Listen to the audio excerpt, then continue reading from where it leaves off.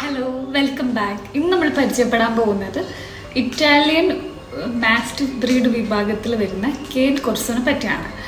കാണുമ്പോൾ തന്നെ വളരെ വലിയൊരു ബ്രീഡാണിത്. ഇതിന് ഏകദേശം 27 ഇഞ്ചോളം നീളം ഹൈറ്റ് വരുന്നുണ്ട്. ഫീമെയിൽസ് പൊതുവേ ചെറുതാണ്, 25 to 26 ഇഞ്ച് ലെങ്ത്തിലാണ് ഫീമെയിൽ ഡോഗ് കാണപ്പെടുന്നത്. ഇതിൻ്റെ ഒരു നാച്ചർ എന്ന് പറഞ്ഞാൽ വളരെ പ്രൊട്ടക്റ്റീവാണ്, ഗാർഡ് പർപ്പസിന് യൂസ് ചെയ്യും, വളരെ വിജിലൻ്റ് ആണ്. ഇപ്പം നമ്മളൊരു ഫാമിലിയിലൊക്കെ ഇതിനെ ഫാമിലി ഡോഗായിട്ട് എടുക്കുകയാണെങ്കിൽ അഫെക്ഷനേറ്റ് ആണ്, പക്ഷെ ഒരു ടോയ് ബ്രീഡ്സിനെ പോലെ കുട്ടികളോട് കളിക്കാനൊന്നും താല്പര്യമുള്ള ആൾക്കാരല്ല.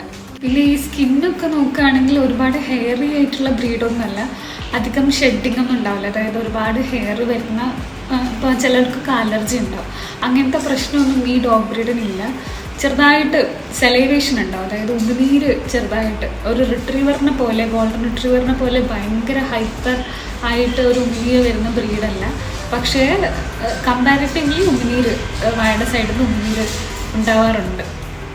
പിന്നെ നമ്മൾ ഈ ഡോഗിനെ വളർത്തുമ്പോൾ ശ്രദ്ധിക്കേണ്ട ഒരു കാര്യം, ഇപ്പം ഒരു ഫാമിലി ഡോഗ് അല്ലെങ്കിൽ നമുക്കൊരു കമ്പാനിയൻ എന്നുള്ള രീതിയിലാണ് വളർത്തുന്നതെങ്കിൽ പ്രോപ്പറായിട്ട് സോഷ്യലൈസ് ചെയ്ത് കൊണ്ടുവരണം ചെറുപ്പത്തിൽ.